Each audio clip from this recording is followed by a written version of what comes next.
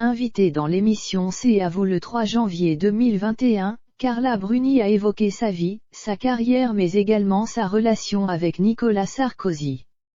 Et une chose est sûre, elle l'aime vraiment sous toutes les coutures, on le sait, elle est folle amoureuse de son époux. Quand il s'agit de faire l'éloge de Nicolas Sarkozy en plusieurs actes, Carla Bruni n'est jamais la dernière. Invitée sur le plateau de l'émission C'est à vous, le lundi 3 janvier 2022, Carla Bruni a à nouveau dépeint un portrait extrêmement flatteur de l'homme de sa vie.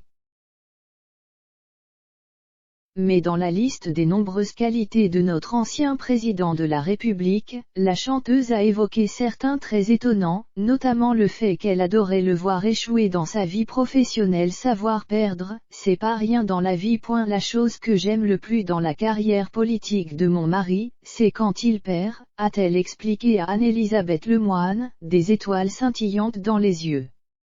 Je trouve que quand il perd, il monte très haut. Il faut être grand quand on perd. Son discours de 2012, son discours quand il a perdu la primaire, à chaque fois qu'il perd, il montre sa grandeur. Ça me plaît, ça. Il aurait vraiment préféré gagner, mais savoir perdre, c'est pas rien dans la vie.